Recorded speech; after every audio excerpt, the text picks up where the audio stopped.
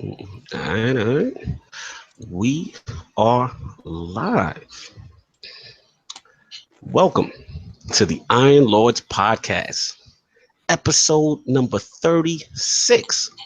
And it's another glorious Sunday, and we are back at the round table on the Lord's Day. We have a very special guest, lots of Switch, big studio closings, matchmaking shystiness, and Destiny 2 news to discuss, so we're going to get right into it. I want to introduce a Lord who I consider another young phenom in these YouTube streets, and whose content I was first introduced to by my co-host, Lord Addict. This Lord always provides high quality content that is intelligent and thought-provoking through his opinion pieces, vlogs, Twitch streams, Nimbus on the beats, and is an absolute hilarious follow on anyone's Twitter timeline. Introducing the creator and host of the Press Start podcast, one of the early pioneers of the SWITCHGANG movement, and the multi-platform Lord who has his finger on the pulse of the gaming community. Live from the 6th, my man, Lord Press Start Kofi. How are you doing, sir? I'm fine. Wow, that was probably like the craziest intro I've ever heard in my life. For me, that's crazy. My man. Thank you, sir. Thank you, sir. We got to show love. You're a Lord out there. You see what you're doing. You're a Lord in your room. So at the round table, we got to show you the proper respect because you're a Lord in here too. So big fan of your work and glad to have you, man. Yeah, I'm glad to be here. Guys, I don't know, that intro said it all, man. You ready? Are you hyped? I told you the red carpet was coming for you, baby.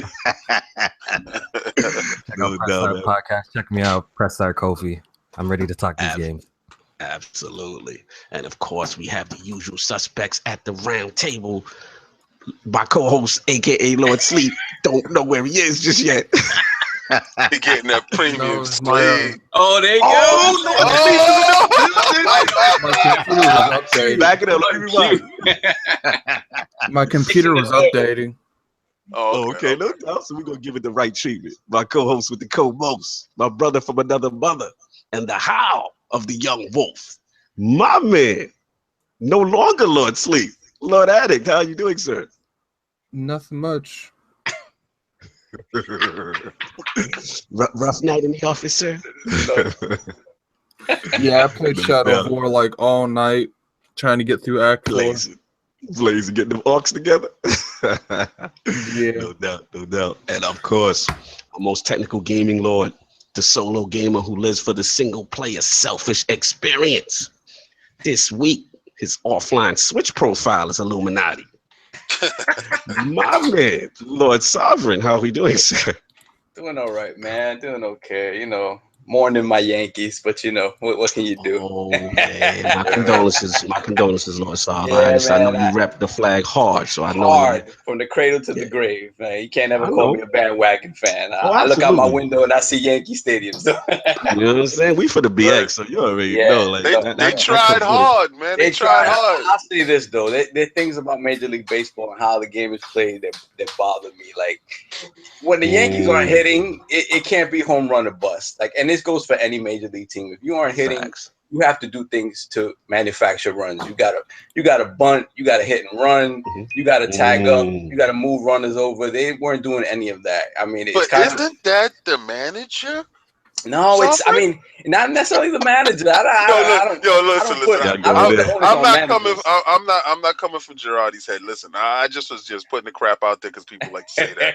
I do not believe in that. I subscribe in Joe Girardi's philosophy. So yeah, my thing is that I think it's baseball in general. Like if you look at Aaron Judge, I don't care if he has 50 some odd home runs. The man should know how to drop a bunt. Like it's facts. You got to. Facts. I feel you going with it. You know what I mean? So I mean, I guess the only thing I would say, I would ask you, like Lord Saul, because like I said, I haven't been watching baseball at all. But this season, but because the Mets are terrible. But the question I asked for you was that, like, from my understanding, like y'all was ahead of schedule. Like y'all was really like a young team. That's like I thought this was like way over expectations for y'all to even get that far. Like absolutely, they showed a lot of heart. Are we watching? Are we listening? Are we doing an Xbox? A gaming podcast or a baseball podcast? Because you don't have any sports-like inclinations. Wow, you really came for somebody sleepy? For real, man. Let the man talk his Yankee talk, man. This is fresh. This is You're a about, fresh to, move. you're about to get boxing talk in a second, so you might as well turn it off. Get some That's all I say about that. They're definitely ahead of schedule in terms of where they should be, but you can't take for granted every time you get into the postseason because there's no guarantee you'll get there again. So, I just think there were certain things. To me, as young as they are, it's still inexcusable that you score 1 run in 2 games. No, I feel what you're saying. Yeah, I feel what you're saying. Salute to your Yanks. And of course, we have the XS Gamer. Ooh. The Lord of Combat Sports, who is a man of his convictions, willing to put it all on the line and demands nothing less than the premium experience. Ooh. Beloved, Lord King, how are we doing, sir? We're doing fantastic. Last night you had Demetrius Andrade versus Fox, and it went to a lackluster, well, in my opinion, a lackluster workmanlike 12-round decision.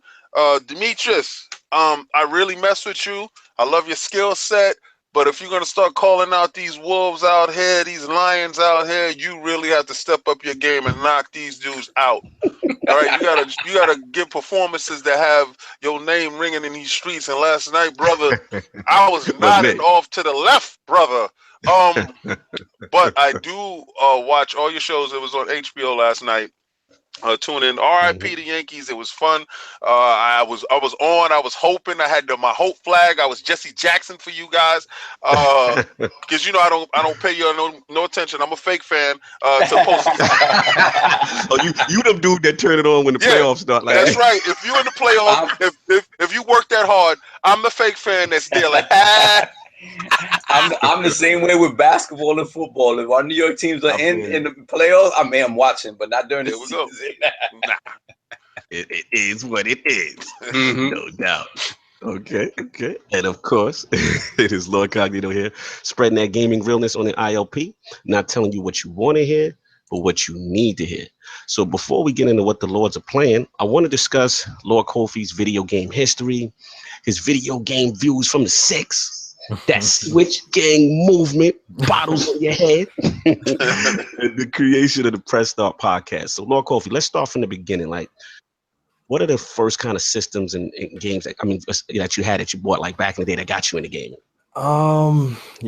Just like most people with siblings, growing up, I had a Sega Genesis in the house. Is this a Sega? Okay. Had a Sega Genesis in the house. I'm not really, really old. Not taking shots at some of y'all, but no. You can take a shot. The Iron Lords are old. I'm a little bit of a young blood, so my gaming history don't go back to like Atari. Like I know some people, some y'all old like that. But yeah, so the first console I actually laid eyes on was the Sega Genesis. Sonic 2, Mortal Kombat 2. Aren't you? We can actually say we're blessed that we didn't start with the Atari. No, that's not blessed. So definitely a blessing. Yeah, so that was the first console I've actually laid eyes on was the Sega Genesis. Played with my older brothers, gaming. Always used to get slapped. Funny now, they can't touch me in any game now. So it was returned. But the first system that was purchased for me, dedicated system that I purchased for me was a Game Boy. It was a Game Boy Color. Yeah, interesting. I remember my dad buying it for me in New York when I went to visit. Yeah, so that was like my very first video game device that like my parents actually purchased for me, and maybe that's why I have such a love for handheld gaming. It makes sense. It makes sense. Yeah. Quick question, Lord Kofi. Lord Anchorman in the chat asked, how old are you? Because this is Young Wolf talk. Yeah, I'm 24. 24 in the building, baby. That's Yeah. what's up. Yeah. Continue. So then from the Game Boy, where did you go off from next? So the Game Boy, obviously, growing up, I went to friends' houses to play PlayStation. I never owned a PS1. I was an N64 baby. When my dad brought that home, big fan of the N64. Had them from Bomberman, Super Mario 64, Diddy Kong Racing Classic, all time. WCW, NWO Revenge. Whoa, Kofi, yes. dropping bombs, baby. So baby. Yeah, That's so like the greatest wrestling series of all time. The yeah, Mackie games. Revenge is my favorite. I know some people like No Mercy better than Revenge, but Revenge was my favorite. Personally. I still play that game, you know, when family get together. When my brothers we play together, you know, great game. Then from there on, you know, what do we have? We got a Dreamcast at home too. So I grew up playing the Dreamcast. I still have all my Dreamcast games. Then surprisingly, I got an Xbox, an OG Xbox. You know what I'm saying? So a lot of my so I didn't get a PS2 until like way later. But when the original Xbox dropped, we got that at the crib. You know, I was a real big fan of Halo.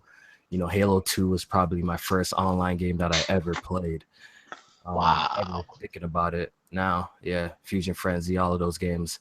Yes. And ever since I, you know, started working, got my own job, I've pretty much purchased every platform from there on out, basically. Wow. That's some crazy history, man, because you've got like, you're really eclectic. Like you're all over the board. You had the Game Boy in there. You know, like, started initially with Genesis. Like, I used to feel salty not owning like multiple platforms as a kid, you know, like trust me, having the Xbox, OG Xbox, and all your friends had PS2 at the time was kind of like tough because they're playing all the classics. They're playing like Dragon Ball, you know, the Budokai games, and nigga, we got like Dragon Ball sagas. Like, you know what I'm saying? So like I used to be over at my friend's house like playing that shit. Until I got it I got it a little bit later, then I got a PS2 later. So, you know, I know the struggle. So ever since then, like I always had that mentality of like, I just want them all, you know what I'm saying? I just want them all. Ever since then. So ever since I got the 360 saved up, bought a PS3, ever since then I've been gaming on everything though, like pretty much. That's what's up. So that's where you get that well-roundedness. That, you know what I'm saying? You're able to understand all the platforms, see it from different perspectives. I don't really like, you know, I know some people are like really diehard fans of like the consoles itself, but like I've been just more interested in, you know, the software outside, you know. I just care about the game. That's dope. I don't really care. That's dope. Yeah, Kofi is one of the only people I know to finish Act 4 on a Shadow of War in the streets here lately. And let me tell you, it's not that I'm bad, doing it, man. There's some rough spots. I mean, that game came out. Did y'all get early copies or something? I thought it didn't come out until November 7th. Oh, you funny. See, that's that premium music talk. You want them 4K textures. Well, first off, Kofi probably has it on PC, so he got the superior version. You're waiting for the generic version. So. Well, you know what the best part about it is, I said it didn't come out yet in my world. So stop worrying about my world. Y'all waiting for that Xbox One X definitive edition, right? Yes, sir. Yes, sir. But I gotta justify my purchase. I'm sorry. I can't go play games now, and then when I get my system, I'm like, and what's next? No. It doesn't matter. You ain't gonna beat that game.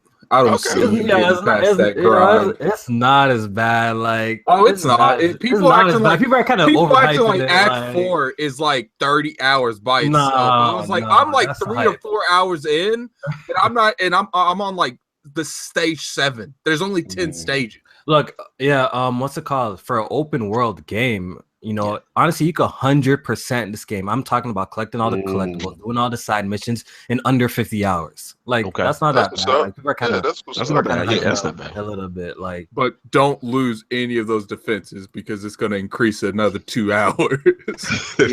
I got no chance. I feel like capturing the bases is actually easier than defending, to be honest. Oh, it is. So even if you lose, like it's actually because they throw a lot of orcs at you when you're defending, like at different levels and shit. It's actually like there's a couple of times where like what siege was it? Or maybe it was siege level 9. It was actually pretty, you know, challenges, but I actually lost it, right? But recapturing it was actually pretty easy. I feel like they throw less powerful orcs at you. So well, it's not that they throw less powerful orcs. You own some of the orcs if you infiltrate the base. You only face like one orc. No doubt.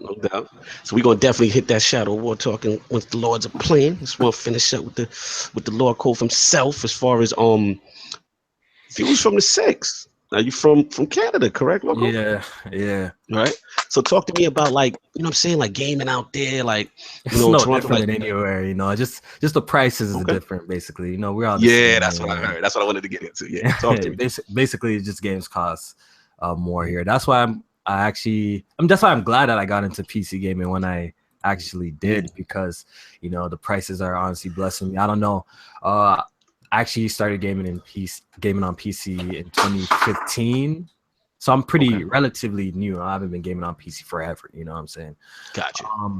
And I'm glad that I got into PC gaming when I did, because some of you guys know that I buy a lot of games. You know, like I play a lot. Yes, of you games. do. Word on the block, Kofi buys everything, plays everything, right? So can you imagine, you know, gaming on all these consoles, paying $79.99 for every game that I play? You know, I'll be broke. I can't afford it. You know what I'm saying? You're right. I got a lot of stuff to do. So I'm glad I did get into PC gaming, because the prices are very, very reasonable here. You could get keys for pretty cheap. So absolutely. Now my question to you, because I was listening to Press Start, and I think you mentioned that you guys don't have like a Best Buy, like you have a Best Buy, but you don't have like a buy the gamers program. Yeah, we don't have no programs of Gamers Club, because I seen my bro J Main post up like he got Super Mario Odyssey for $35 physical. I'm like, Jesus, you're so lucky. Yeah, I got that. Yeah. I'm paying $90 for that game. Wow, so it's crazy. No. That's crazy. Wow. If I had that program over here, my physical collection would probably be kind of insane, to be honest. No doubt. So of course I want Kofi, go ahead, Look, can you got a question? Can you come over the border, purchase games, and go back over? I don't think so. But it's too far. I think it's too inconvenient. Gotcha. Okay. Yeah, I was gonna say I'll meet you at the border. You just come over. Lord King promoting hustling over state over line. I set up shop at the gate and I just be like, let's go. Let's get it.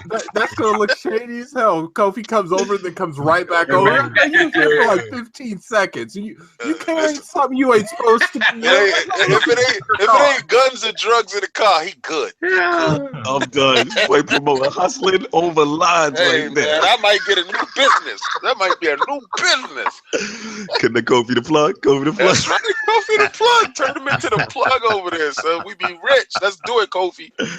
I'm done. Kofi will go over the border with like 2,000 or 3,000 copies of Shadow of War. That's right. Yes, you said $90 for Mario. My head just clicked. I paid $35. I could buy at least 40 copies. Send it over to Kofi and get lit. Yeah, I wish we had a program like that over here. That'd have been blessed. Yeah, that's pretty sucks that you don't have anything like that over there. King's thinking you're about to have a program over there. Yeah, he really don't understand. He really don't. I'm about to get my Lord program. I ain't Lord shipping. So Lord Kofi, I want to get into that Switch Gang movement. And the reason why I brought it to you is because, you know, I'm new to it. As I've been following on Twitter, I've seen it. I don't know who necessarily originated it. I want to clarify that. I want you to clarify that. 100%. I started that whole shit. 100%. Put your hands in the air. You know what? Look. It's funny because it was actually like an inside joke between, you know, me, Erica, and you know, Black. You know, I fuck around with these guys on Twitter. You know, like we all just chop it up and stuff. It was like a joke thing. Like when they revealed the Switch, right?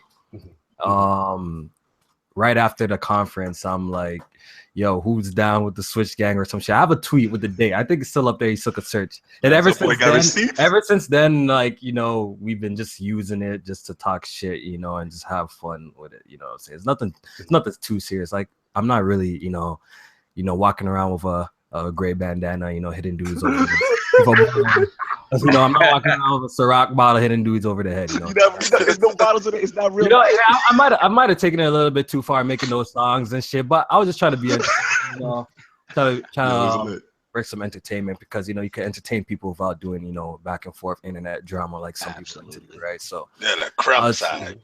Yeah, so yeah, I was just making some fun music videos. Started off as an inside joke, kind of blew up, kind of, you know, pretty big that people are using the term and shit like that. So it's pretty funny to watch. Yo, salute to Kofi. Now, I got the official confirmation on the ILO podcast that he is the originator of the Switch Gang terminology and the movement. So salute, because I've been repping it hard. Videos saying he's a liar. I've been repping it hard. I thought it was the coolest thing. Everybody on my timeline doing it because just like you, Lord Kofi, we kind of saw it from the beginning that it could be a movement. You know what I mean? So we was out. Yeah, it finally did. It actually did turn to something bigger than it actually was supposed to. I think it was probably the music videos that I did some shit. Then Omega seen it and like, oh shit, yo, we need to make a song together. I'm like, all right, let's do it. And, it was just for fun, it was all fun. That's all it was. Absolutely. We love what you're doing out there. And of course, the last thing I want to talk to you, Lord Kofi, about was also about the creation of Press Start. So how did that come about? Because I actually like your team out there. I believe it was J-Main, your man, Jack Move, Erica, very cool, Alex, like very cool, diverse, you know what I'm saying, cast and panel. So like, tell me the whole start of Press Start. How Press Start started, I was influenced by other people in the community who have started doing the whole podcast thing because BG and Weapon Wheel, they're an influence. I'll give BG a shout out, even though shout out to Lord BG, big fan of his. But I just been seeing it and I wanted to create something, so I've been like throwing the idea with my friend J Main, been bouncing back. You're never gonna live that down now. BG's gonna say something every time he can now. Yeah, I have audio proof because of me. Yeah, so I was bouncing the idea, back and forth with my boy J Main, and we're just talking about like, I'm thinking about starting up a little podcast. So one day I actually did an episode, and it started off good, but one thing I noticed is that like we were growing extremely pretty fast. We started off doing Press Start podcast, every 2 weeks, bi-weekly, and just not that long ago we actually started doing it weekly. And overall it's been pretty good. Like at first I didn't have a solid cast actually. That's actually kind of new. I always had people who were on the cast like J Main, Jack. Those guys were there from day one. What I'm saying? Dope. But I added Erica and Alex a bit later. I was always trying to get new people to show up on the podcast. That was like my thing, to get like a lot of different guests to show up. Nice. Nice, man. Yeah, definitely like what you're doing out there. And like I said, I like you kind of got a nice group. Everybody's got their niche. Everybody got their, they kind of feel what they're into people. And stuff like that. It's good people, yeah. Yeah, really good people. So shout out to the Press Start podcast. Huge fan of the show. So we're going to get into now what the Lords are playing. Since we got Lord Kofi in the building, let's start with him first. What have you been playing this week? I finished up the Evil Within 2. Great game. Definitely recommend it. Nice. I got the true ending in Shadow of War. Loot box free? Loot box free or the regular? Without buying a single loot box with real money. Nice. I purchased Fire Emblem Warriors. That game is. I like how you said without real money, because if you said without loot boxes at all, we'd call you a liar. Yeah, I did. Yeah, but I use in-game currency, which is I use in-game currency. I purchased Fire Emblem Warriors. Started that. The game is meh, like I'm saying. It's not that good, but it's whatever. Not feeling it. Yeah, They switched it up. Yeah. I'm not really a big fan of those games, like, to be honest. Like, I just kind of bought it to waste time until Mario Odyssey drops, to be honest. You know what I'm saying? Yeah. I take my Switch to work with me every day. I've been hopping back, playing Zelda, trying to get all 120 shrines. I'm pretty close. I have 18 actually, 18 more to go. Then I have all 120 shrines. Yeah, I can't do something like that without achievements. Like you can't catch me dead doing something like that. honestly, Gaming Addict, like I'm doing it, I'm thinking how great this would be if it had achievements to show that shit. Exactly. It would be 100 for the Switch getting achievements in the future. Yeah, so I've been doing that. Yeah. You could go ahead. Continue. Okay. No, I was just amen in you on the achievements. Yeah.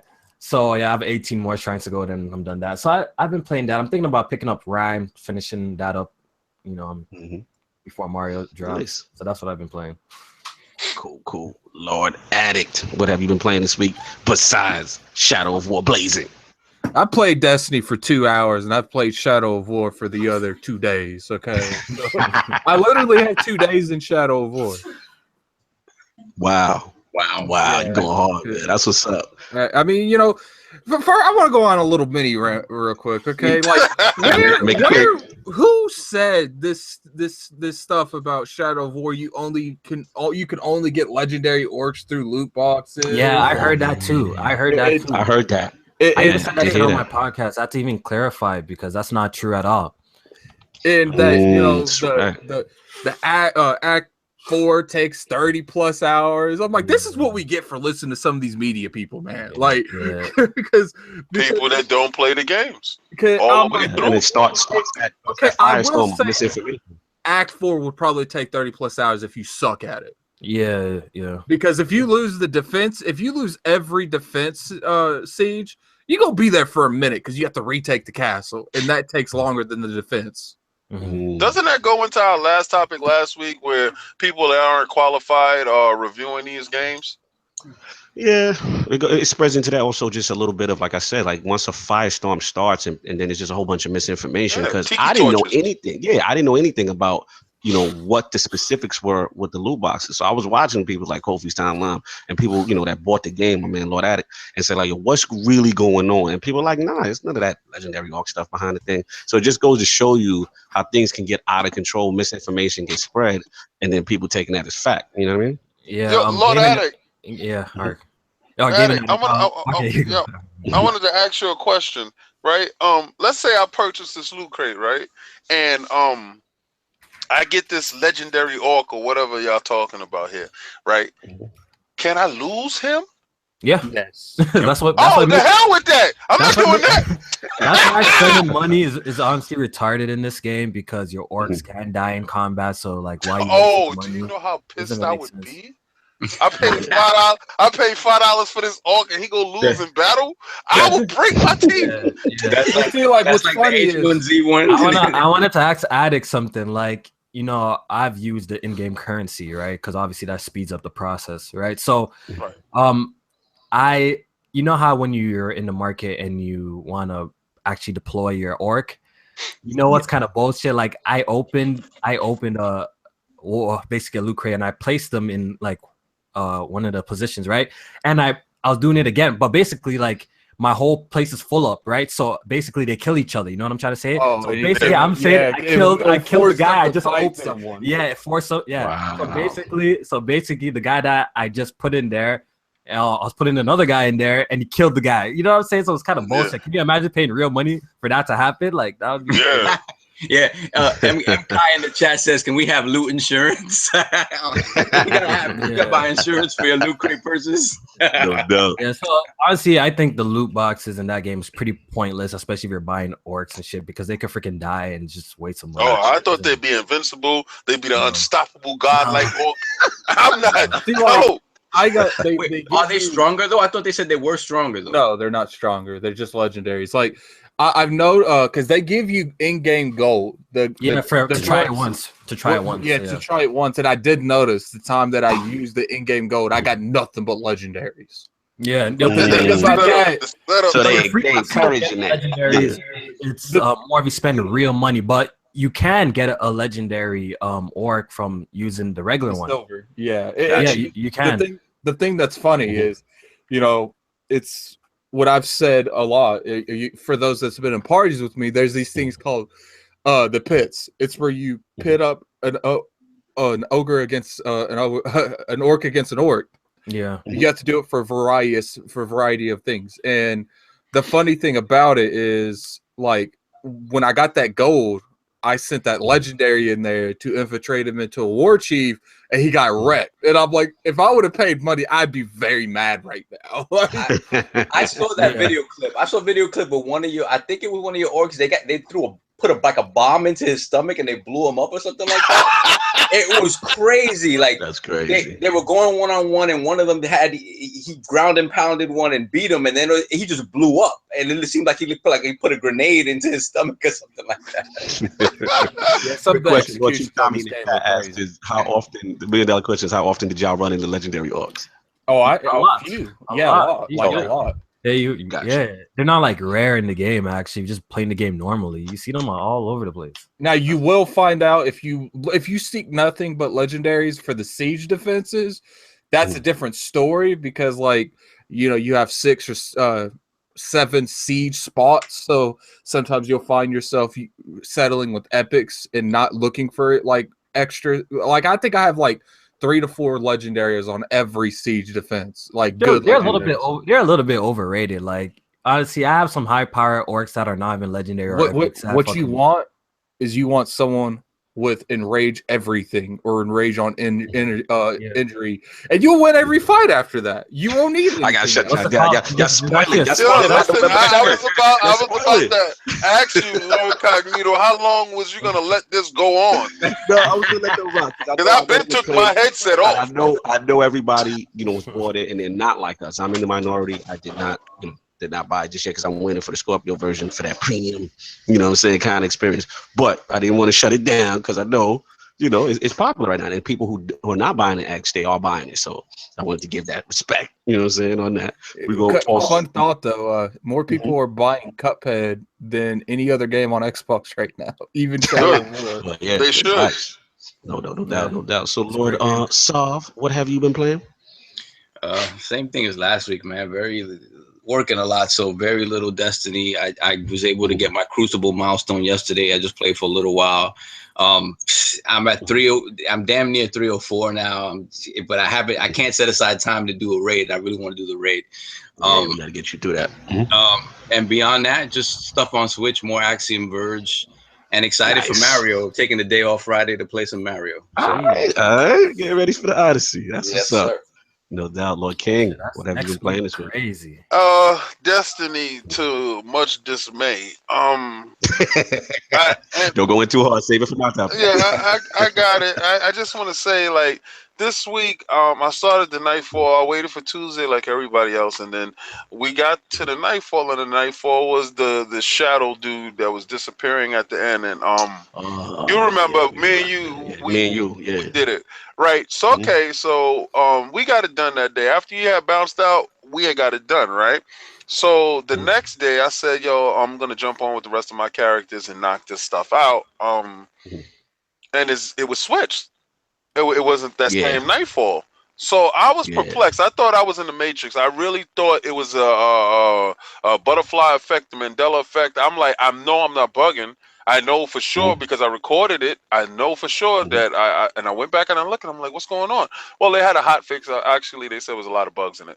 All right. So this whole week I've been doing Nightfalls every day, at least like 10 a day on Why are you doing so many Nightfalls though? Oh, everybody in my clan has been wanting to get past it. Got you. So we've been doing it on Prestige. I got a way to do it on Prestige and to knock it out with the 5 minutes. So I'm getting everybody their Rat King and giving everybody halos. Cause like, I'm giving them the Christ look. Here you go, boom, bang, boom, bang.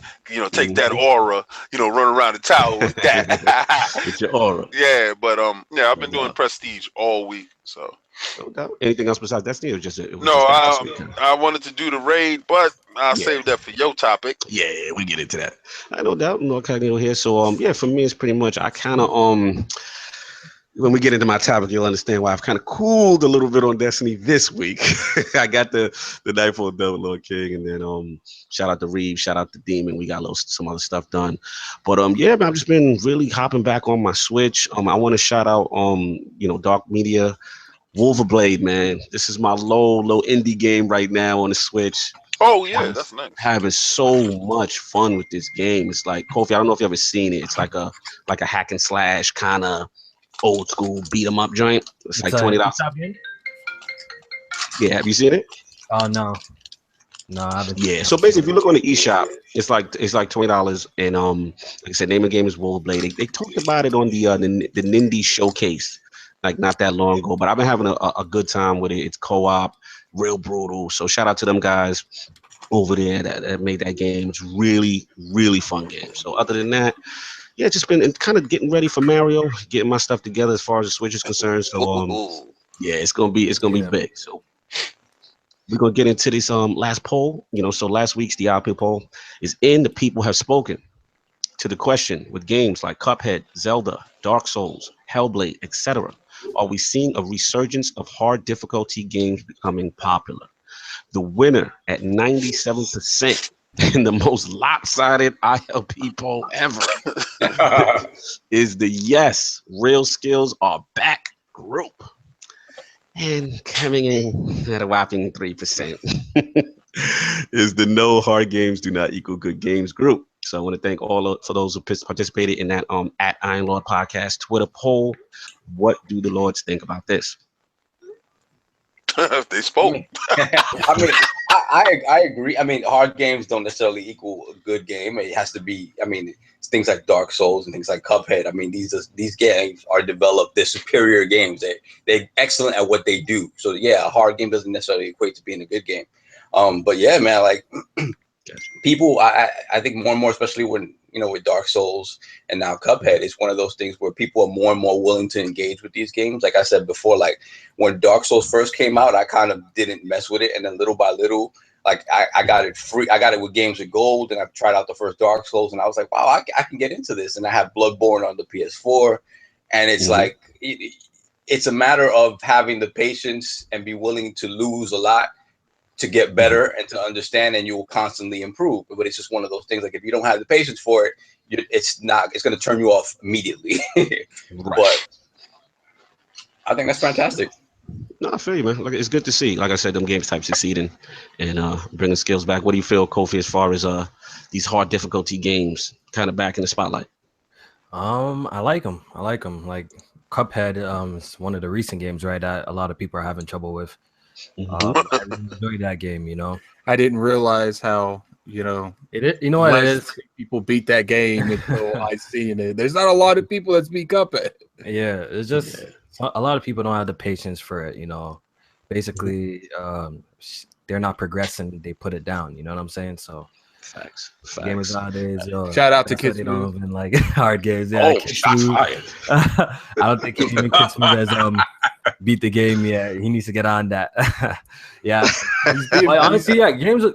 I think there's always gonna be hard games around, or games that take a lot of skill to play. Yeah, absolutely. You were saying something, Lord Addict? No, it's okay. I'll go. You gotta let it go. All right, good. For Planet Xbox. No doubt. Wow. Bang, bang. Bang, bang. We got a lot of topics to get into. We're gonna get this thing popping. So, Lord Sav, I heard the MPDs came out. So yeah, my topic was initially the Sony Music Entertainment developing third-party games now, but it's gonna come into play. But there's so much of the stuff that came out, so it's gonna be just a switch topic. So yeah, like September MPDs came out, and Nintendo for the third month in a row has won the hardware. Something that we like. Some of us have been saying nay, some of us have been saying yay, but the fact of the matter is that I've always felt that Nintendo was stockpiling just for this purpose, so to be ready for the end of the year. And it seems that there are finally more systems in stores and people are able to purchase, and more people are picking up their Switches. So it's fantastic to see that they're winning hardware. Hopefully that carries through to the end of the year. In terms of software, there's something going on with the MPD though. In terms of software, like the actual list isn't out. Yeah, I heard it's coming Monday. I heard it's coming Monday. There was some type of miscount or something. They're trying to get that straightened out before they put out the definitive list, so to speak. So the Nintendo put out where they placed in it. They placed. So Mario Rabbids did 7th, I think. 8th was Samus Returns, Breath of the Wild, and Mario Kart 8 are on the list also at 10 and 11. So their games that are still selling well. They're still selling well, and we expect that to be up there again with Mario at the end of next week. So yeah, man. I mean, again, it's what we were hoping from Nintendo. The worry was that they weren't going to be able to have the stock ready to go, so that people's excitement to purchase this at the end of the year would be satiated, and so far so good. So we'll see. The funny thing will be is if they sell out before November, and come November they have no systems left. So that's why this year are saying that they have increased their production to like 2 million or some shit. 2 million a month. Yeah, 2 million a month.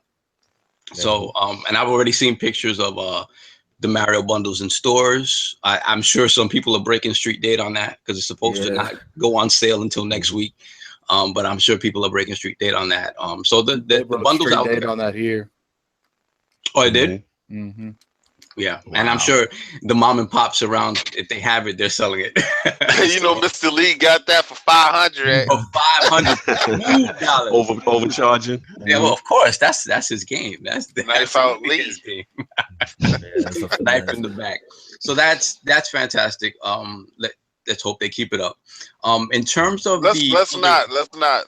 Yeah, I know you hope not, but Loco, just so we give Kofi context, two of the lords here, both the lords are split on the round table. So we got me and Sav. We believe Nintendo will win November MPD. Yeah, and then we have Lord King and Lord Addict. They're going with Xbox One X. I mean, actually, the whole Xbox brand, because you got to count the whole Xbox, as a brand. So we've been battling each other for months, Kofi, as far as who, you know what I mean? Look, I actually thought, Nintendo wouldn't win September, to be honest, because Destiny 2. Thank you. The bundle. So I was actually shocked when I heard the reason that. They PlayStation didn't win September is because they only had a pro bundle of Destiny. Okay. Yeah, so it's definitely going to be interesting times. Like, I really don't watch MPD too tough, but like, obviously with the launch of the Xbox One X, everyone's paying attention to see, the interest. Basically, everyone's trying to gauge the interest for this, because a lot of people have hyped this console up, and we want to see if it wins MPD. Because if it doesn't win, damn, Twitter gonna be lit. Oh, you know what I'm saying? Twitter's gonna be lit. You know what I'm saying?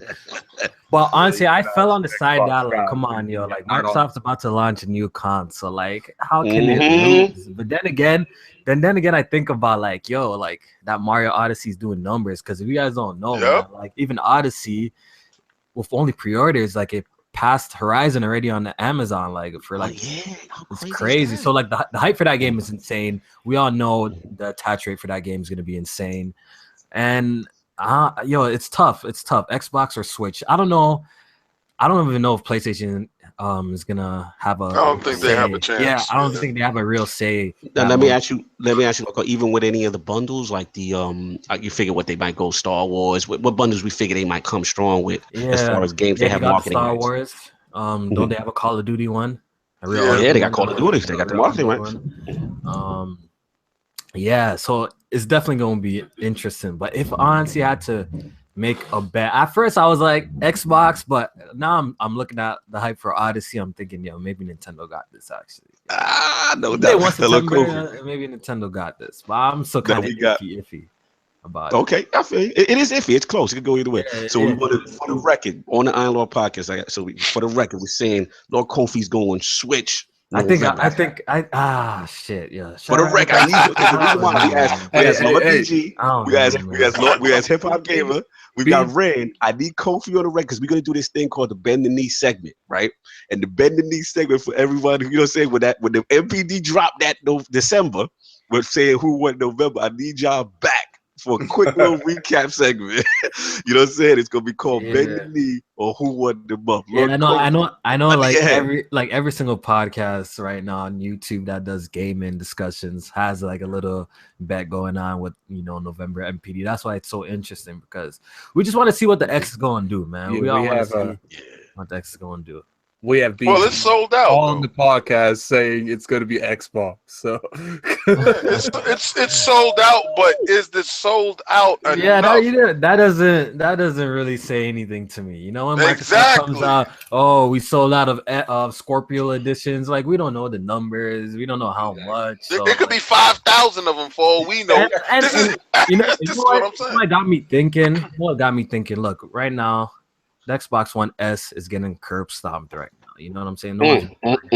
So are you really telling me that everybody's holding off to get X for $500?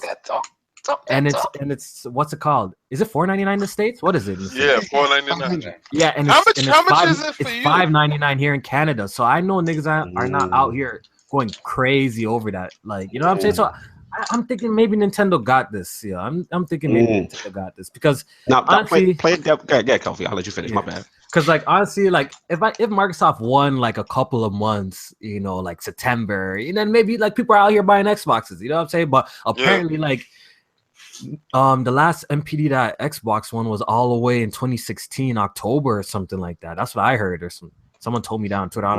I might be wrong on that, but I heard the last time Microsoft won MPD was all the way in 2016. That's crazy.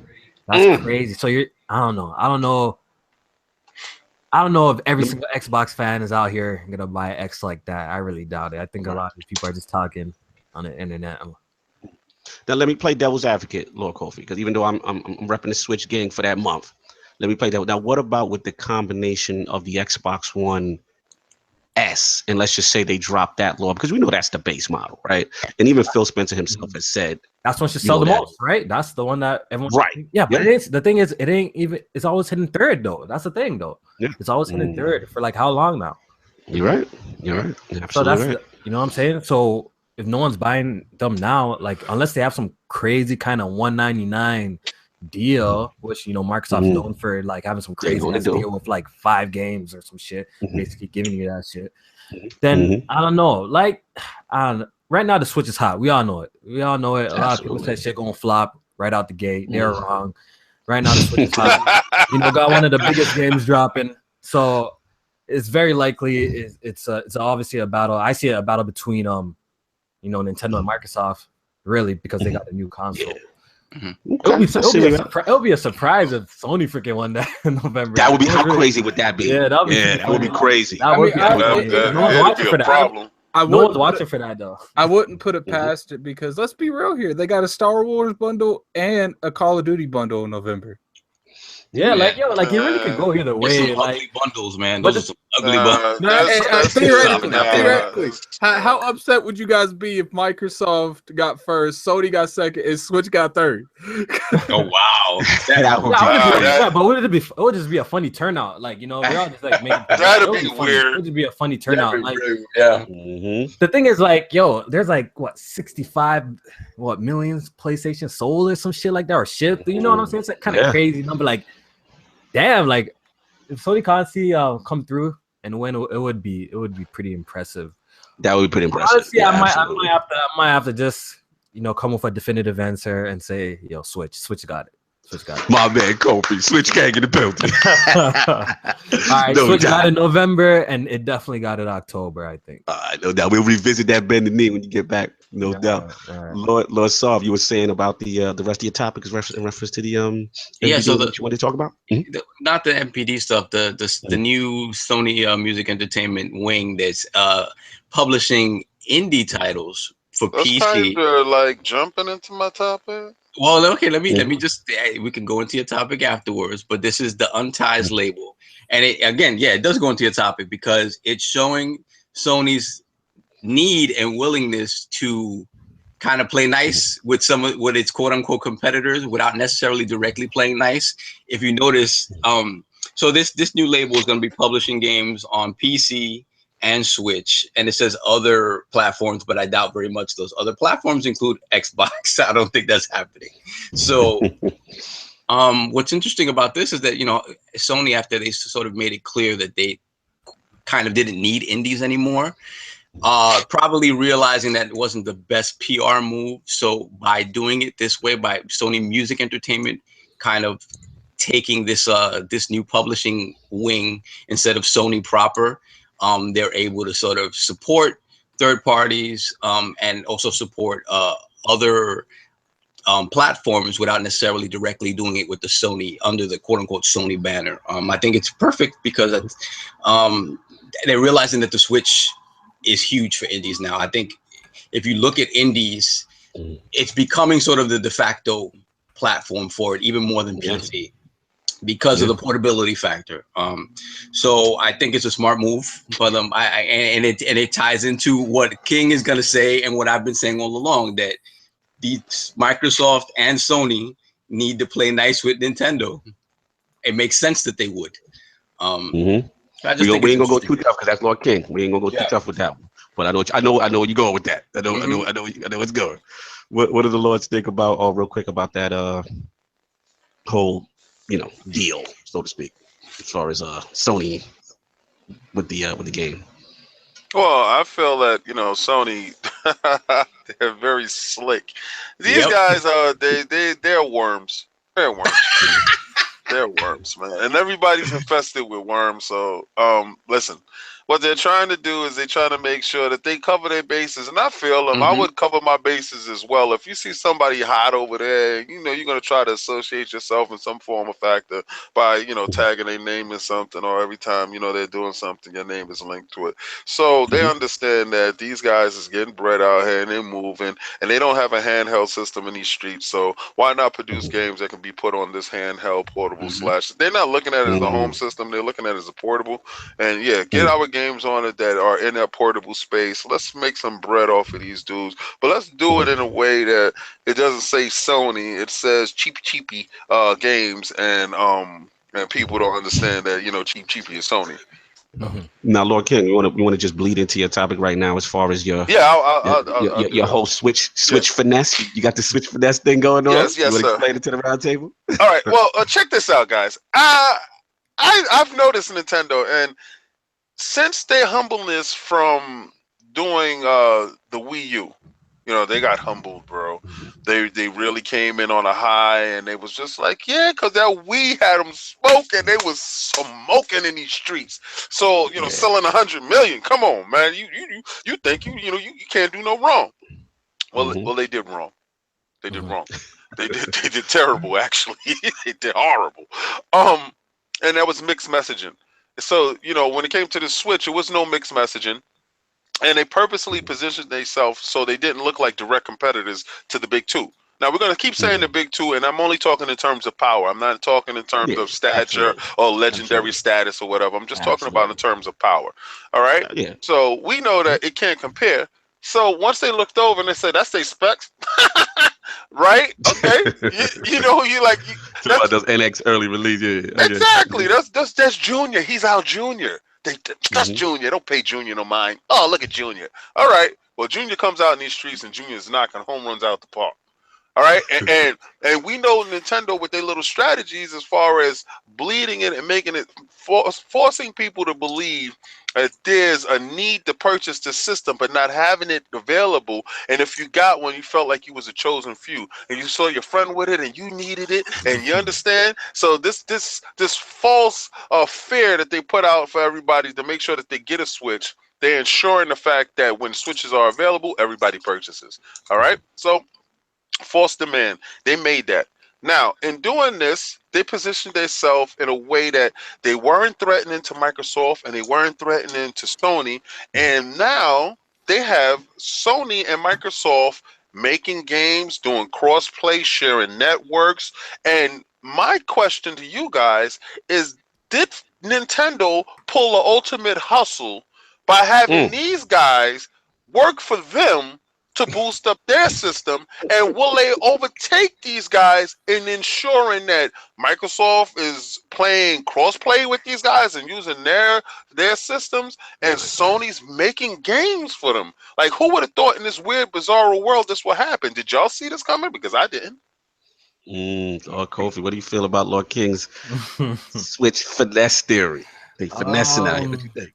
As for Nintendo, like, kind of putting a little bit of Switches out there, I don't know, all these companies pretty much do the same shit. Like, I feel like that's like the same concept what Microsoft was trying to do with their little Scorpio edition, have a limited quantity to get people super hype, it's sold out everywhere. And your whole advertisement slogan was or buy what was it, like it'll be gone forever or some shit like that, something will be gone forever, and I feel like all these companies pretty much do all that shit. But as for Nintendo finessing Sony to put games on their platform, I don't know about that. I guess they're seeing the success of Nintendo and they want to jump board, because Sony themselves said that they're not trying to do another handheld again, right? So why not get some money or put some games on the platform? And I don't know, I didn't really read too much about that story. Like, what was that all about? Like, Sony's gonna be publishing games or some shit, but as a different name. Right? Yeah, Lost Soft was gonna break it Yeah. down. What's the deal with that whole situation with Sony? So basically, yeah, Sony, they opened up a label called Unties, basically, literally untying them from the Sony name, and it's under Sony Music Entertainment. So they're going to be publishing indie games on PC and what they said, quote unquote, other platforms, but they already confirmed at least one. I think it's called Tiny Metal, to come to the Switch, the first one. It doesn't seem like a big deal too much. I mean, from what I've seen of the games, I mean, they seem like they're 3D action games, so they're not, you know, pixel art 2D side-scrolling games. Like they require some horsepower. So we'll see the quality overall these games that are coming out. But it's just, to me, it's just a little funny that they're doing that. They're kind of sneaking in the back door after they said they didn't need them anymore. But again, like King said, like you see the power of the Switch, you see what the Switch is doing. It makes no sense. You have to try to find some way to get a piece of that pie, you know? And as for Microsoft wanting crossplay, seems like Microsoft has been pretty friendly overall ever since they started getting their ass whooped. You know what I'm saying? Absolutely. They have to play nice. They've been trying to get crossplay with PlayStation for how long? You know what I'm saying? So them doing it with Nintendo, I don't really see as Nintendo finessing them. I think Microsoft is just trying to be as friendly as possible. You know what I'm trying to say? To present themselves as consumer friendly as possible. I think that's what Microsoft really trying to do. I got you, Lord Addict. What do you feel about this whole Switch finesse theory that Lord King's got going on? You think they finessing out here to try to act like they wasn't the threat and then sneak up? Like, what do you think? I think it's just out of theory. Okay, all right. I mean, when it comes down to it, like, I understand, but you know, Sony just sees. First off, I think they're only going to really put stuff that was on the Vita. You know, their studios that do the Vita. I think they're probably going to pour all those resources into one studio, just popping out games for the Switch that's good on portable. Okay. Now, I feel it's interesting. I'm gonna jump in real quick. I mean, yeah, I hear where Lord King's going because it's kind of interesting. Like when Switch was announced, like, you know, let's be honest. Like, I mean, for the most part, the industry kind of, I wouldn't say they rolled their eyes, but until they got the information, it was kind of like, okay, we'll see. You know, kind of thing. And as the advertisers started to come through and, you know, you start to get an idea of what this thing was. It was like this hybrid console. And to be honest with you, Lord Kofi, like that's what sold me when I first saw that initial commercial. As soon as I seen that you could play it anywhere, it was like a handheld. It's pretty much a portable. It's a handheld, you know. You could call it a home console all you want, you know, but it's freaking dead. It's a tablet. You know what I'm saying? The fact that it's a portable, right from the beginning, I thought it was going to be a success as soon as because what Nintendo handheld is not really popping, you know what I'm saying? And the fact that you know, I heard Nintendo combined their handheld studios with their like home console studios or some shit like that. So I kind of seen that like this thing is going to be popping. But you know, some people predicted that handheld gaming is dead. You know what I'm saying? But they're eating right now, though. So. Yeah, please. Do that shot. I see you. I remember. It's so good. Nintendo made I like how some people are running with this. Nintendo made a poll, right? They made a poll of like where do you play your Switch, and the most place, like the most choice selected was at home. I play my Switch mostly at home too, but. How I play my Switch at home is totally different. I don't know about y'all though, but like my Switch is off dock most of the time. Only time when I'm live streaming, so I pretty much play it at home like a portable. And I feel like a lot of people play it like this too. So no, absolutely. I mean, for me, it's definitely its form factor. Yeah, it's definitely its form factor, and portability is a huge selling point. If people don't see that, then huge selling. Yeah, for me, I work at time. It's literally on my work desk. Right next to me, you know what I'm saying? Whenever I get any type of downtime, to the point where it's like I look forward to going to the doctor's office. I look forward to it. I'm at the D&D and I gotta wait long because I'm like, oh, this a long line today? Cool. Yeah. Sit to the side, put my headphones. Yeah. You already know what it is. So it's like I take my Switch every day to work. Exactly. Yeah. That is huge, and to be able to mimic console experiences, you know, pretty much with not much loss, and you're still on the go with it was just amazing. So, you know, back to Lord King's question with the whole finesse thing, I do think there's some level of like people underestimated it, right? So then it comes out, it's now a success. And I just think, to Lord King's point, there is some interestingness with the timing of like the Sony announcement now. you know, with them, that studio making game, with Minecraft being, you know what I'm saying, cross-play, with Rocket League, you know what I'm saying? Now, I'm not saying that maybe Microsoft looking at it like maybe it's not benefiting them, like, you know, completely, but I do feel that helps Nintendo. Like that, to me, really. Yeah, more content on platform, you know.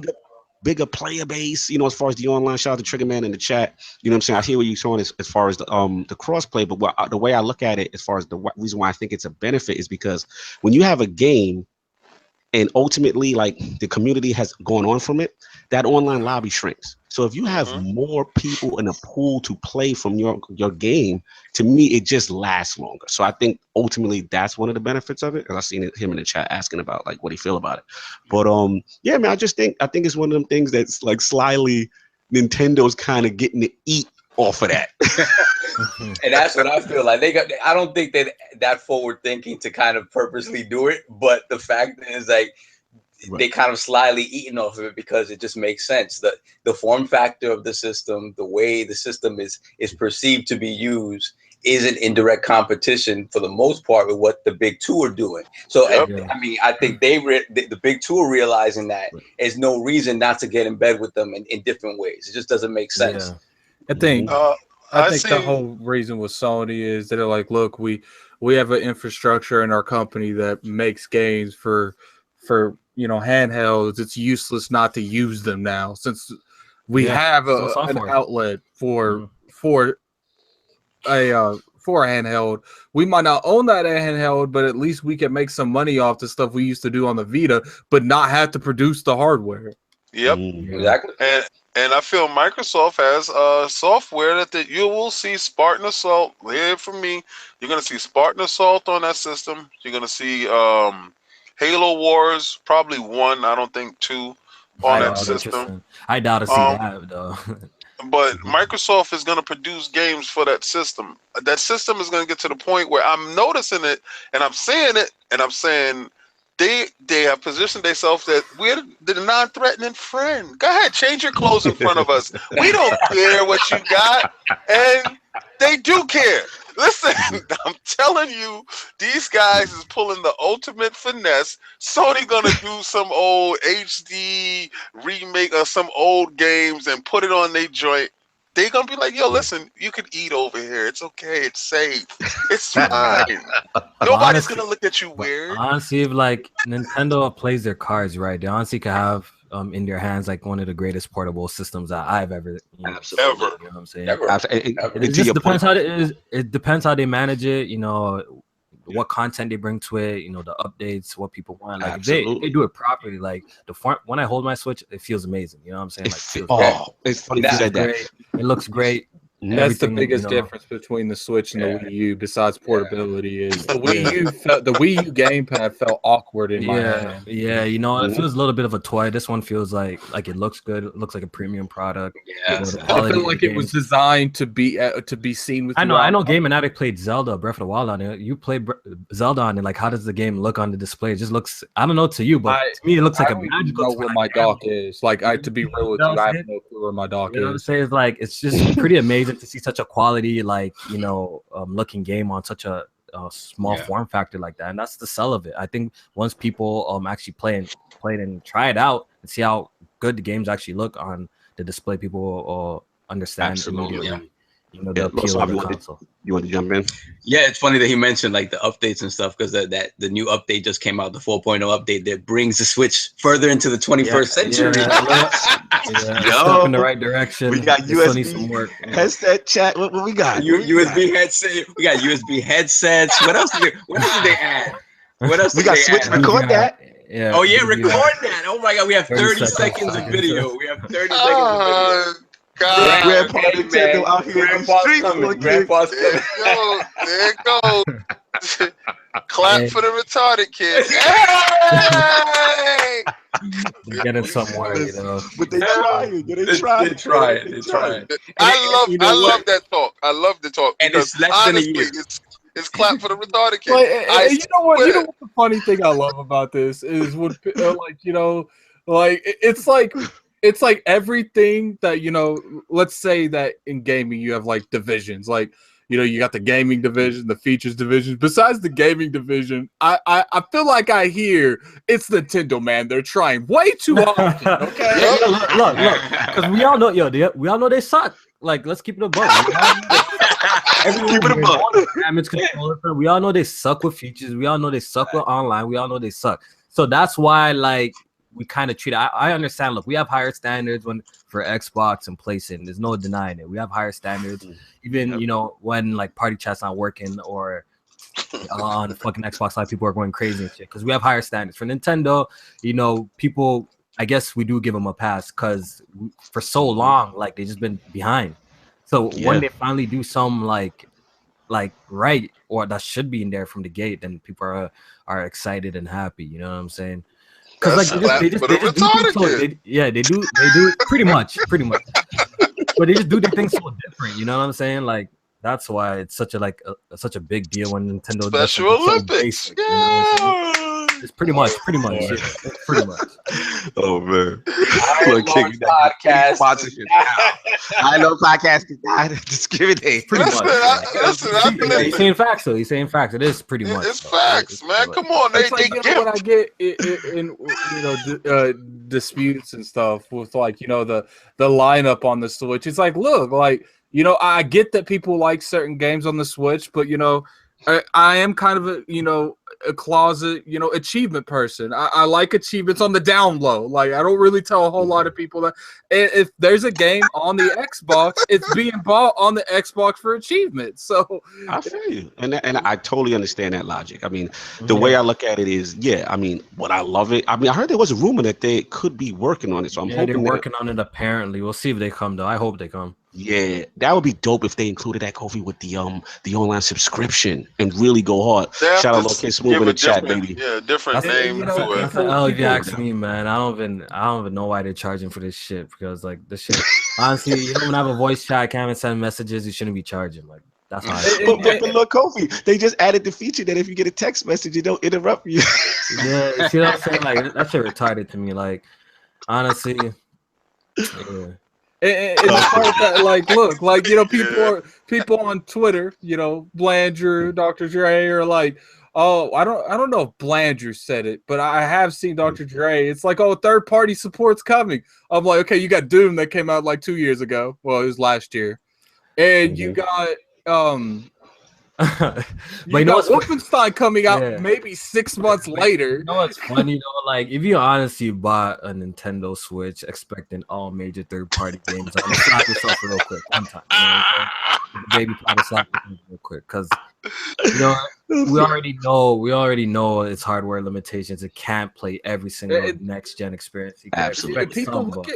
People look at me weird when I say I only bought it for first parties. Like I have no interest. Nothing wrong with that. Nothing wrong with that. That's what I do with my PlayStation right now. Nothing wrong with that. And like for you right now, there's nothing grabbing you into like those big releases and Odysseys and all that stuff. So I get it. I totally get it for you. It's just one of those things. Like I have to see some gameplay on not gameplay, but I have to see how I hate on Odyssey, bro. It's not that I'm hating. It's not even low key hating. Well, it's not that I'm hating on Odyssey. It's that what I played at E3 was cool, but it was like nothing grabbing. Like it didn't get me hyped for the game or anything like that. I think it's a lot of it's a nostalgia. Like if you like I said, I have a big history of like Mario 64 and stuff like that. 3D Mario. I guess if you really play those type of games, like I can understand. Like you don't care for them. It's like I was telling Lord Cognito, like I played Mario 64, Mario Odyssey, and Mario Galaxy and Sunshine, but I ain't never beat any of those games. So it's really not your cup of tea. So I prefer the platforming ones, like the 2D platforming ones. See, I'm the opposite. Like the 2D ones are okay to me. I like the 3D ones better. Yep, I'm gonna play the hell out of that game. That's the only game that came out in October. And that's fine. Like people like it's not getting games till November fiasco. I don't know why it bothers you. You're playing. I can wait a week to play Assassin's Creed and Wolfenstein. I can wait a week. It's all good. So we gonna wrap up the Switch Finesse topic. Lord Addict, you got to talk about Visceral. What's going on, man? A lot of stuff. Yeah. EA announced that they're closing Visceral Studios down. I'm pretty sure it's already closed by now. And you know, they're the I know a lot of people. For those of you that they made Dead Space, and I know a lot of people, and they made the infamous the game that probably destroyed their company, which was Hardline. I don't care what Lord Demon says, that game was trash. But you know, and a lot of people are real upset over the Star Wars thing. And I get that, but at the same time, I'm like, dude, am I the only one that's getting a little like tired of Star Wars games? Like, I'm tired of hearing about it. I'm tired of being everywhere.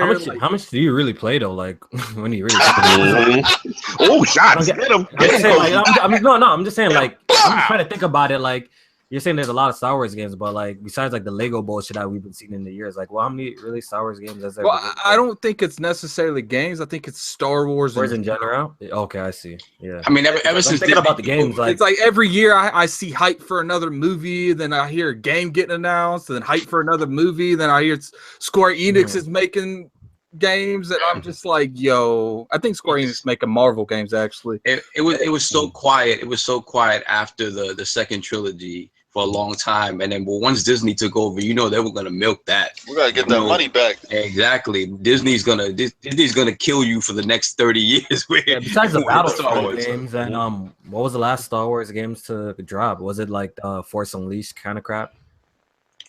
No. The last Star Wars games to release before the Battlefront, it was oh no, that one got canceled. The 1313. Yeah. That's what I'm saying. Like besides that, it might be Force Unleashed. I can't think of anything else though. I love that game. I got into the point, man. I'm just tired of hearing about Star Wars. Yeah. Like, You're probably just tired of it. Why you hating on people's love for this? This is an iconic. I mean, listen, I'm not a Star Wars guy either, like that. I'll be honest, but it is an iconic franchise. I'm not a diehard fan like either. Was good. The Battlefront, I didn't think that first one was good, but the second one, since I got a chance to play it, I thought it looked great. I thought it played better. They said they're giving a story to it. They ran like complete trash on Xbox when I played it. I played it on PC. I think it was mainly server issues. I think it was mainly server issues, but man, it was atrocious when I played it. Word. It's coming out for the X. Brap said he's sending you a Star Wars loot box to your house.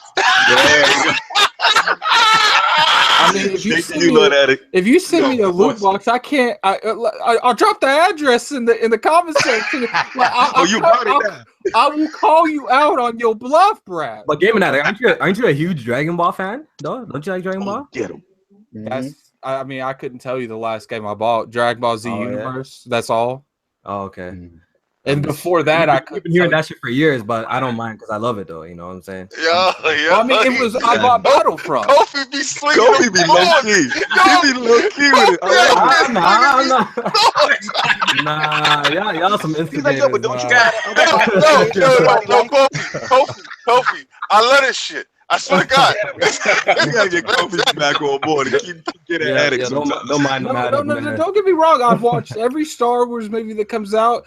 It's just I'm getting tired of the Star Wars hype is all. Like, but that's Star Wars. Like, hey, your opinions notwithstanding, there are a lot of people who really love Star Wars, and that's not going away anytime soon. So I think more than anything else, the scary part about this and the sad part about this is Visceral going away, right? Yeah. The fact Visceral. I think I was more upset with Dead Space than. That's the thing. Yeah. Just that IP. That's what resonated with you. I get you. Yeah, I get that absolutely because Visceral is one of those studios that through the 360 era, even before the Xbox and the GameCube era, they made those the Lord of the Ring games, the action games that were pretty cool, and they really came into their own with Dead Space. And for me, Dead Space holds a special place for me because when Res Evil went straight up action, Dead Space is what kind of carried that kind of survival horror torch forward. Like, because Res Evil wasn't it. Like 5 and 6, that was not what I was looking for in Res Evil. So I mean, it's sad that they're going. The scary part about it is this: like, you take an Amy Hennig directed third-person, story-driven action game, aka an Uncharted game, directed by Amy Hennig in the Star Wars universe, and you decide after like 3.5, 4 years to take it out back and shoot it in the head. Oh my god!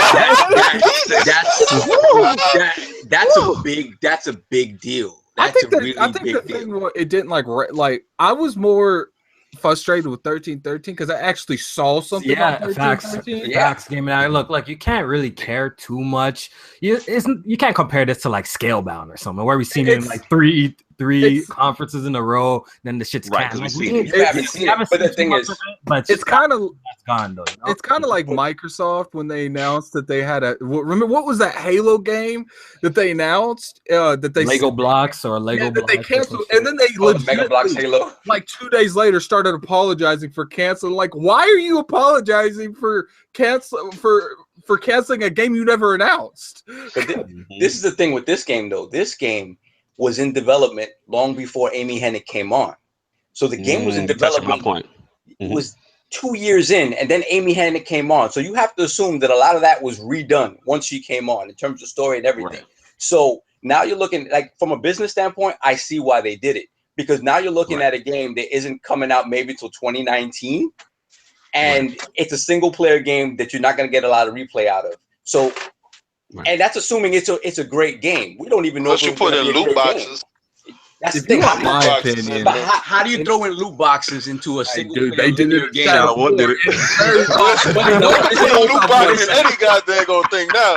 Yeah, it's true, but it's a lot harder. It's a lot harder. Like trying to put it in a loot box in like The Last of Us, right? In The Last of Us story mode. It's not. They did the multiplayer. Yeah. Oh yeah. Yeah. Mm-hmm. So it's different because this was going to be a straight up just a story based game.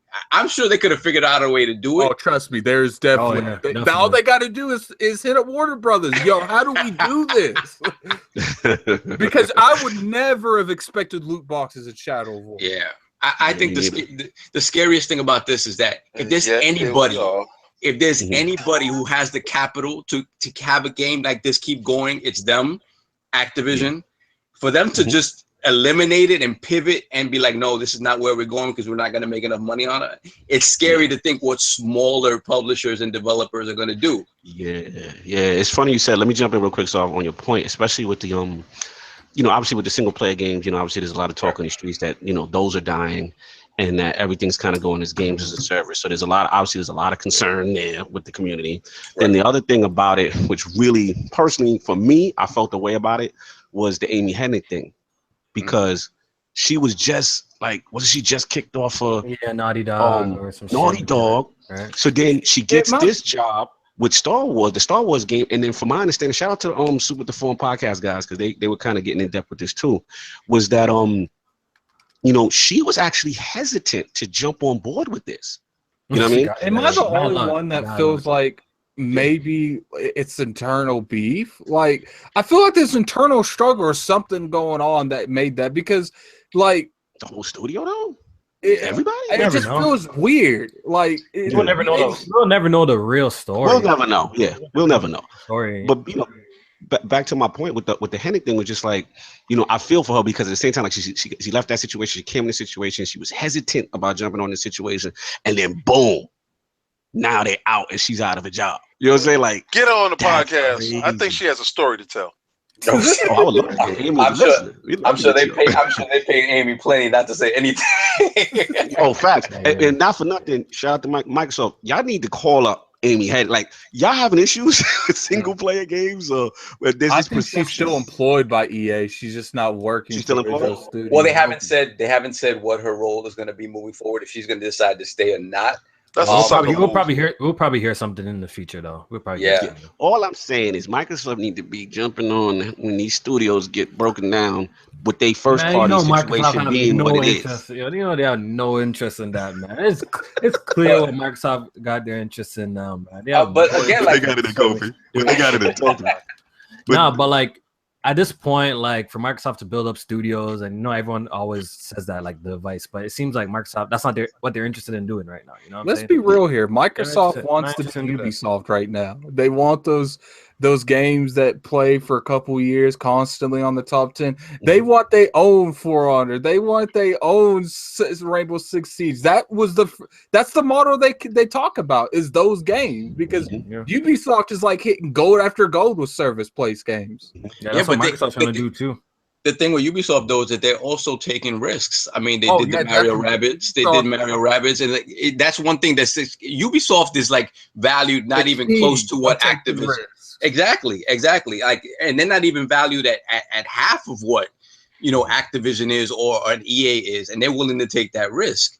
And then you have these bigger companies that are like, nah, I'm not willing to take the risk. Like, just think of that for a second, man. Whoever, like any other kind of I did see the interview where the XCOM the XCOM director said that because they were talking to him about Mario plus Rabbids, and he was pretty much like, they low-key stole your formula. How you feel about that? He's like, I didn't know that was on the table. If I knew that, I'd been talking to Nintendo years ago.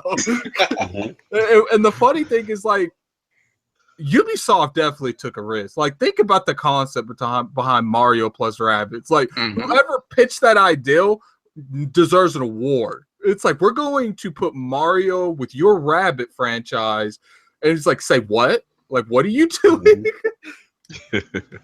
Yeah, I mean, it was something that was unheard of at the time, and it took a risk, and it actually paid off. So it is interesting to see the approaches, what I'm saying, with all these companies. Looks like Microsoft seems to take a safer approach. But as far as the visceral thing, it just, like I said, I never want to see studios close. So as much as I'm not about that.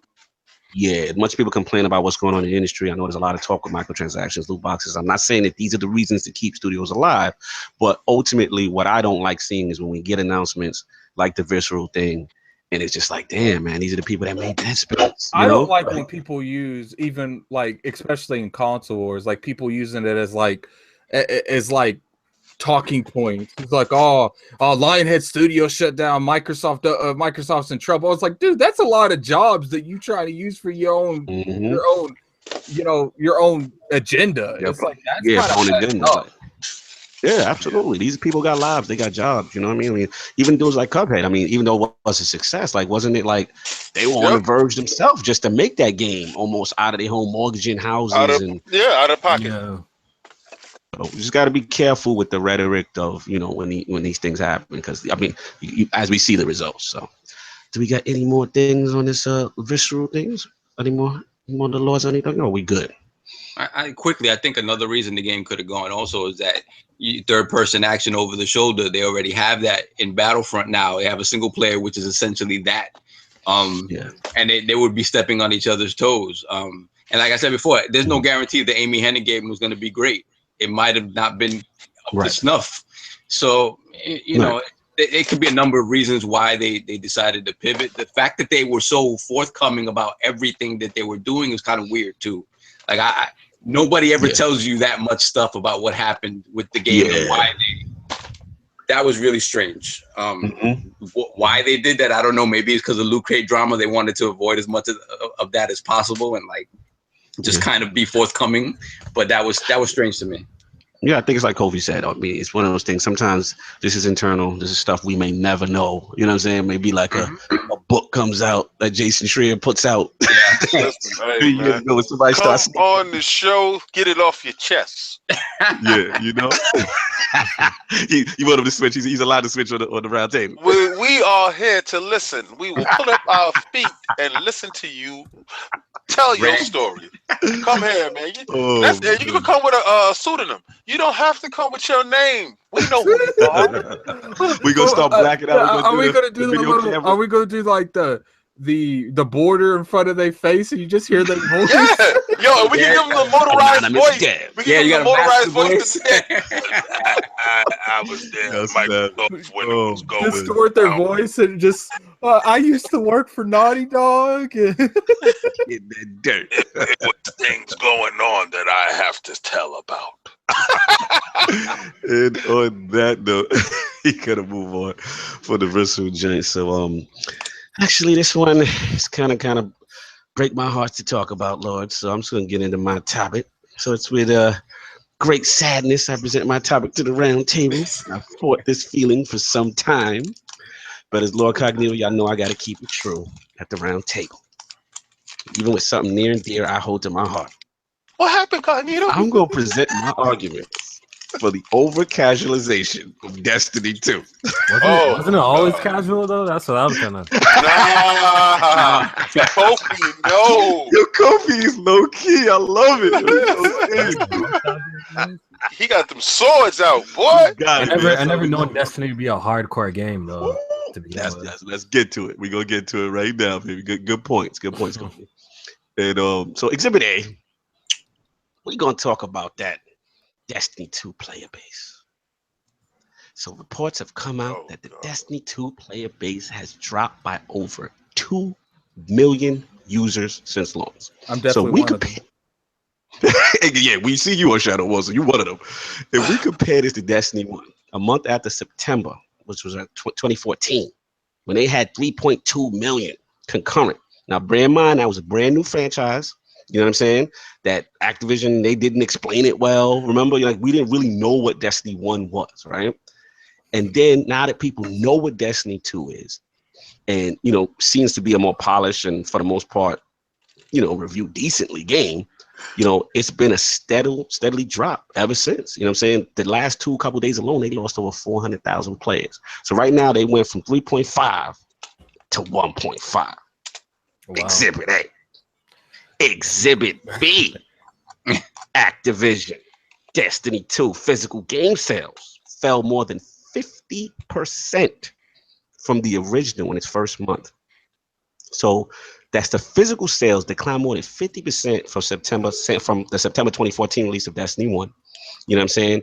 You got analysts like Pack Attack and these guys out there saying that the sales were underwhelming. Now, the argument could be said that, you know, during last time that the 360 and the PS3 were out, the user base, but since then, you know, the Xbox One and the PlayStation 4 user base have grown just as much, right? And digital sales, from what people were saying, well, maybe people bought it digital, you know, that kind of thing. You know, analysts are saying, you know, right now it may be like in the mid-20s%, or maybe mid-30s for Destiny 2. So that still doesn't account for the 50% loss. Then we have Exhibit C, Destiny 2 Endgame. Now, Kofi, I know you're not a Destiny 2 guy like that. Yeah. But you know, one of the things I wanted to talk about, one of the big things in the community was the end game, right? People want to get on them raids, you know what I'm saying? They want to do their trials, the Iron Banner, all this other stuff, which is kind of perceived for, you know, once you finish the base game, this is like the hardcore end game activity is supposed to have replay value. And since Destiny 2 has been launched, there's a big uproar in the community. If you look at Reddit right now, Kofi, Twitter, it is lit. People are going in on Bungie, saying that everything is casualized, power doesn't even matter. Like when you beat a raid, Kofi, like what would happen is you would get gear that would actually be specific to the raid that help you with the encounter, right? So all these things that made it stand out for the hardcore are now all gone. Everyone's kind of the even playing level. Power level doesn't matter. You know what I'm saying? So this is a big thing that it's the just community a number now. Yeah. Like, and then the other point which we talked about last week on the ILP was just about, you know, they had all these good systems. They had strike specific loot, they had scoring and strikes, they had all these things that towards the end of the Destiny 1 era and then like post Taken King is what they really started to improve Destiny. You know what I'm saying? So pretty much kind of like what you said on your last podcast, kind of like you were going to get into the Taken King, but then, you know, you were kind of like too far behind, but you did hear that they did a lot of good things, right? Yeah. All these good things that they added, Kofi, are not in Destiny. So there's a big uproar in the community. And you know why they're not in Destiny 2? Because they want to resell it to you in an expansion. That's what the community is upset about. That's exactly what Lord, because people are saying that these features should have been there on launch, and that come December or come with the next DLC, watch they magically appear. Yeah. So yeah, the last point, you know, with this OverCasualization thing is, you know, obviously they just had a Twitch comm stream. Bungie was out there. They're talking about season. So this is the hope, right? They're talking about control. Yeah, they're talking about they're adding, they're resetting the clan progress to 0. They're adding a couple of more hardcore features. They're doing things with in-game content and rewards to try to fix that. So they do seem to see that the community is very upset and they want to do something. So I bring this to the Lords, and I'm actually going to start with Kofi first because he's not the Destiny guy, right? And I'm pretty sure you were thinking about PC, but you may not even pick it up. Yeah, so, I'm thinking I'm skipping, to be honest. So based on all this information, right, of what you're going, like, tell me why you are not interested right now at this point of even stepping into that Destiny realm. Okay, at first, I was waiting for the PC version because I actually played the beta and I actually liked it. I thought the game played really well on PC and looked really good. But main reason I'm not picking it up on PC, I don't even know about all the shit that you were saying. I'm just finding about it today. Main reason I'm not picking it up because this month is packed, man. This month is crazy. Wolfenstein, Assassin's Creed Origins, Super Mario Odyssey. We have, South Park. According to some lords, those games even this month isn't packed whatsoever.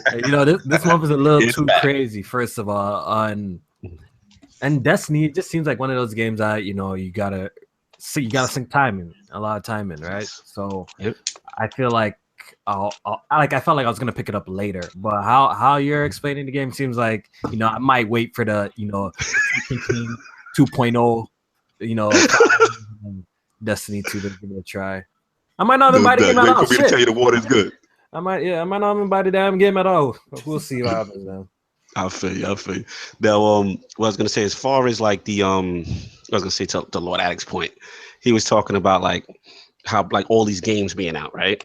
And like one thing that Destiny's always been strong as far as the player base and maintaining it. So now that Kofi, you made a good point. Now, as far as all these games, en route, these games technically are not here yet, right? Yeah. And the player base is already dwindling. Right? Yeah, people don't give a shit anymore, probably. People just stop caring. Exactly. Maybe. So you would imagine that would happen once the games are already out, right? Like the Assassin's Creeds, all the Marios and stuff like that. You would figure, okay, Destiny's gonna lose some player base, all these games, and then you got November, you got, Call of Duty, all this stuff. How concerning is that part to you? Yeah, when those what's it called? October 27th come around, we'll see if the numbers drop even more. If people are playing other stuff. Yeah, how you're explaining it, it seems like more of the same, but like they took away what the core audience really enjoyed about the first game. Right. Absolutely. Shout out to Anchor Man for plugging Bethesda Fallout 4 player base maintained for at least 5 months. Shout out to you, Anchor, for you had to plug your Bethesda. I feel you, man. You're savage. The ultimate crooks. The ultimate crook. Yeah. But so bring it to the Lords. Let's go around the table. Let's get Lord Solve. You represent the casual base. You've been playing Destiny hard. I've been playing hard. What do you feel? Where do you stand with this? I think in terms of the content stuff, I think the hardcore has to understand that you guys devour this game. Not play it, you devour this game. True. Facts. It's a little unfair to be calling them out for not having sufficient content when you guys the rabid way in which you guys play this game. I just got to back you up 1 second, Soft. I hate to cut you. Not about the content, just about the casualization. Well, you're totally honest. Destiny players are fiends. We suck this thing up way more than the average gamer. We're crackheads. You are absolutely right. All I'm talking about is as far as the systems that are in place for in-game content, and just also explain about the player base stuff. Like I want to get your feedback on the player base stuff. To me, I think it's just by the fact that you've opened the game up to more people by casualizing some of the systems. The same casual way they came in to play the game now and didn't play it last time, they're casually moving away and just playing other things. It's just one of those things. Like when you add to your base people who are more generally casual about their games, they're not going to stick to it regardless. So you're going to have that a larger portion. You're just naturally going to have a larger portion of people walking away from it until the next big drop comes. It's just the numbers are bigger because the numbers around it are bigger. I don't care what they say about the physical sales. I think the digital sales are strong. I think we're going to see more of that on PC. I think generally there were more people playing the game than were playing the first one at this same point. So I think it's just a matter of the type of people playing the game are more willing to walk away from it. So that's what I think in regards to that. In terms of like the systems, again, I don't have the point of reference because I didn't play the first one as much. Like I said last week and the week before, I think we're just going to see an evolution of the game where little by little they start rewarding more of the hardcore by adding different things. I heard something about Prestige Nightfalls or the Prestige Raid where they started adding like different objectives or something like that. I heard they were talking about this in the TwitchCon presentation where they were just gonna little by little they're adding more reasons for the hardcore to play more and more. And I think that's just gonna be an evolution of the game. They realize that they over casualize it to get more people in the door at the beginning. By then though, it might be too late. I don't know.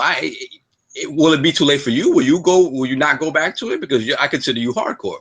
So would you not go back to it? Because I think the hardcore will come back to it if they address the issues. To be honest with you, if they don't address the raids, I don't see me putting too much time into Destiny. You can ask Lord Cognito. I'm a huge raid guy, and if they don't address the raid issues, I see me playing the story for to see what happens and then jumping straight off and not touching it. Apart from the glitch stuff in the raids, like what is it that's bothering you about the raids? Just the trash system that the raid has right now. The fact that they try to casualize it to you because they don't want to. Like Kofi, would you agree? Cutting off loot for in Destiny they have a hard raid and a normal raid and. I think they said only 15% of Destiny, like the entire install base completed a raid. Right, that was the issue. Yeah. And they didn't want to. And then when you get to hard raid, it's even worse. It's like 3%. And they didn't. Zero's in the building. Just want to shout him out. What up, Zero? You paid that 35 at the door. What's up? So the issue is they don't want to isolate, this gear that's in these two these two events. They don't want to isolate it from everyone. So I get that. But my thing is look, if you don't want to, grind, figure out how to do the strikes. I mean, do the raids. Go do strikes all day. I don't care. It's just when it comes to Destiny, they always had that base, and then they had the hardcore. And in Destiny 2, the base is the hardcore, and that's the issue. The issue is, if you wanted to just play, you're missing the point. I'm gonna let there's not a point. Okay, go ahead. We gotta see. Go ahead. I know you chomping at the bit. What's going on? No, but it's just the point that is. I think it's a change of philosophy at Bungie. When it comes to this game. In particular, because it was classism before. Yeah. And now look at you ain't had them that Gallahorn on it. It was elitism, classism. It was like if they looked at your gear when you walked there, they said, "Let me inspect you." Like remember? Yeah, they did that to me. Right? Yeah, and I had to tell them, "Yo, chill, that's my cousin." And don't worry about his boots. You don't understand that. You don't understand that reference. Like in Destiny, if you didn't have there's a gun called the Gallahorn, and for a lot of encounters, it demanded the Gallahorn. So I've legitimately been in parties where someone's like, "Can you help me with the raid?" He's like, "Do you have the Gallahorn?" And he's like, "No." He's like, "You got homework. Come back when you have it." Exactly. And see, me and Lord Addict. Trust me, when we say we do these raids for real. Listen, like I said, I ran people through these prestiges this week, and I'm telling them how to attack a room and how to position. If you ever play with me, I'm going to tell you how to get past things and how to do it correctly. Because we thought it out, and trust me, I did it a million times. But in these raids, we strategize going in. Now, we get the mechanics down on the easy raid, and we wait for the hard raid. But we also get the gear. The gear is supposed to help you make the raid easier with the mechanics of the raid. Right. That's what's always been in Destiny. So, all the raid gears always had those properties or unique properties. And right now, the problem is everything in these raids are cosmetic. There's nothing that gives you an advantage. There's nothing done. That's the issue. But okay. The over-casualization of it is meant to bring in these casual players, like Lord Sovereign said. These players don't have the attention span to stay with your game. Once they achieve light level 305 that they could get without even doing a raid, they are no longer inclined to stick around. Shadow of War comes out, hey, I'm over here. Cuphead comes out, hey, I'm over here. Now, the base that's still sitting here kicking, screaming, and fighting, I know this is going to happen. We already paid for the premium edition, so we're going to get all seasons, right? You're already waiting for the DLC to drop. So you're stuck here regardless. There's some guys that aren't. They're going to buy each one that comes out. If by the next DLC, they don't fix this mechanic with these raids, because the next raid is going to be there. If the next raid isn't as far as class specific, when they drop items and drop gear, and it doesn't enhance the raid for you, there's no sense in going into the raids tracking down gear and items, because it doesn't help you defeat the raid. So why would you go back into the raid unless it's just going with your friends? It goes back to the point that you guys had. Yeah, it goes back to the point you guys have had for a while, saying that why are you taking away things that were standards in the first game? It doesn't make sense that a lot of these things are just gone. And one thing.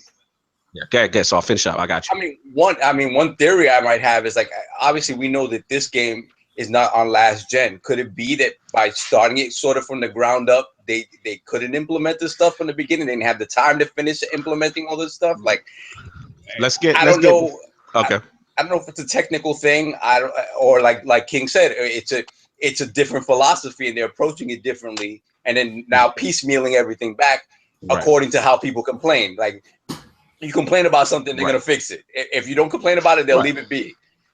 Well, the player base is dwindling, so they're gonna have to do something. But I want to I got Lord Zero in the building for this topic. This is our resident Channel 5 clan, Destiny 2 member. You know what I'm saying, in the building, one of the original Iron Lords. So let's give him that proper respect. Lord Zero, I've seen you kind of dissipate into the nether realm. You've been in the dark, not on Destiny much lately. Talk to me. What's your state of things? What do you feel about this? My term, the capitalization of Destiny 2. Talk about it. Yeah, here's the damage intro. Zero, you there, baby? Nigga said my mic sounds your mic sound nice. Yeah, it don't sound like we got to get your mic together. We'll get back to it. We'll get Addict to it. Let me know when your mic is. Oh, there you go. There you go. I can hear you now. Yeah, got it. Cool. Yeah. There's a lot wrong. Let's be honest. I'm not gonna sugarcoat it. You know that I will always hold Bungie's feet to the fire because they need to improve. Let's start with the facts. That's as much as the first one. Doing this, that's fact, right? 6 weeks later. Shout out to Lord Rant. He put out a video, I want to say today or yesterday. The player base is falling off. Yo, you buy it still, Zero. You still buying. Wherever you at, you still buy. Crazy. Yeah, you might have to find a better spot. Just if you find a better spot, just let me know. Come back. Yeah, you're buying. Funny thing yeah, I don't even think he can hear you saying he's bought. I don't think he can hear me. Yeah, he was like, listen, I'm here for the little Addict jump in. When it comes to this, there's been, it's classic example of a company that's trying to bring in a new player base and not really paying attention to, its core. And then at the end of the day, what is okay? Like, I get the initial, they want to get out the gate as quick as possible. But the problem with that is, if you look at it a year, 2 years down the line, if you piss off your core enough, they're not coming back. And these are going to be the people, the core are going to be the people, the hardcore are going to be the people that keep your game alive through the next couple of years. Like, I don't know how Sovereign's going to be, but, people like me, people like, everyone in this podcast but Kofi and Sovereign, they're the ones that's going to be buying the expansions. They're the ones that's going to be playing the expansions. And, even if Lord Kofi got Destiny 2 on PC. There's a good chance because he plays so many games. He's like one of the only people I know that's beat Noah. So I'll probably just play the story and just move on. I'm actually gone. For me, I'm actually in. I'm hooked. That's why I'm gonna play all the expansions and stuff like that. Again, I'm not gonna say that I'm gonna be hardcore like you guys that are going in prestige raids and like them like the back of your hands. Like that can't be me. Like because of my skill, I just can't. It'll just never be me because I know like once next year Red Dead comes out, like everything else falls to the wayside. When certain things come out, everything's gonna fall to the wayside. Lord Sovereign, you did a Nightfall, bro. You've come such a long way. Listen, man, like I said, trust me. When I saw you doing it, I said I got him. Hey guys, am I still button stuff? Oh, you back, baby. Your levels is good. There we go. Get your point off. Get your point off. How much made it through? Because I kind of went on a tirade. Nothing. Okay. You were all day. Okay. So what I was saying is, Destiny 2 hasn't sold as much as the first one. This is a fact. This is no arguing that, right? Right. Lord Rand put a video out. The player base has dropped off 78%. That's huge. Facts. That is bad. And this is 6 weeks out before any big games come out, right? Thank you. That's my point. It's a time where it shouldn't be dropping at all. It's supposed to reign supreme in October, November. Okay. And the most striking and shocking thing about this to me is, even though I didn't like to admit it back in the old ILP days, when Destiny had issues with player base, the fans that would come back and keep concurrent, playing was the PvP fan base, right? Yes. They're the lowest number right now. PvE is by far higher than them. And this is factual. This is backed up by Destiny Tracker and other sources. This is true. It's that 4v4. People don't like it. Right. Yeah. People do not like Crucible. People do not like the new 4v4 VMAT versus instead of the 6v6. People don't like the way their Trials and Iron Banner are run now. Yeah, it's disgusting. There's a lot of issues. The token thing, let's be honest, I know Lord Kaibatsu's not going to like it, but the token thing is stupid. Why is it always when it comes to anything related to this, Lord Kaibatsu's on the other end? Like, because Lord Kaibatsu got his casual flag heavy. Like he rep that casual flag. So I understand where he's coming from on some levels. Which I respect. I respect him greatly. And the thing is, my issue with this Destiny 2 thing, and me and Kaibatsu, we've been back and forth on this plenty of times through Twitter, Messenger, all kinds of stuff. And my thing is, I respect where he's coming from, and I don't want Destiny to do anything that takes away from him or Lord's House fun in any kind of way. What I expected from Destiny, and I feel like it was fair, was for them to include those things into the base Destiny 2 that they had in in-game Destiny 1. And I know Saad said something about technical issues, but Destiny 1's excuse was that it was holding them back. Right. So they couldn't do as much as they want to. But now that we have these new systems, they're not doing as much as they did. Yeah. Yeah. So those two arguments counteract one another. And this is simple things. Like if you go in and you compare the vault space now to the in-game vault space in Destiny 1, we actually don't have as much vault space. Yeah. Things are organized as well. Go ahead. No, that's a good point. And I just want to get, because I know I won't put Kofi to sleep with all this Destiny talk. But Kofi's like, God damn, they go hard on this Destiny. But the thing is, like, that what it is, Kofi, is just that we, as the hardcore Blaze, like obviously we represent the hardcore, right? We play this game a lot. And one of the things is just to see the regression of features, like what Lord Zero saying, is one of the things that a lot of the player base is calling out Bungie and thinking it may be a finesse because there's no real reason for these features that existed to actually no longer be in the newer iteration of the game. You feel what I'm saying, Kofi? Yeah, it didn't move on. Right. So it's like, it's like when sports games come out, like they'll add new features and stuff. And then generally those features get added, like say, new Madden or whatever. The next iteration will have those features for the most part. That's not the only game that has done this right now, this recent. Absolutely. Oh shit, we got Lord Kaibatsu in the building to rebut Lord Zero. Here we go. Make it quick. Get in on this. Hey, let me say something real quick. Kofi, if you want to take off, I completely understand. No. Like Kaibatsu in here, I have no clue how long this podcast is going to be. Lord Kai, keep it quick. We got football on deck, so we can't go too hard. Like 15 minutes to football. The only thing I'm gonna say is that I do agree with you guys in terms that they need to do more with the end game. But there's a but. My big complaint is this: is that with the token system, everything that's currently done right now, you can have all that other stuff.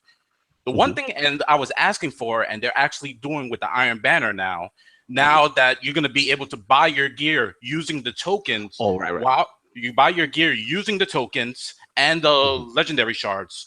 While also being able to do the role if you want.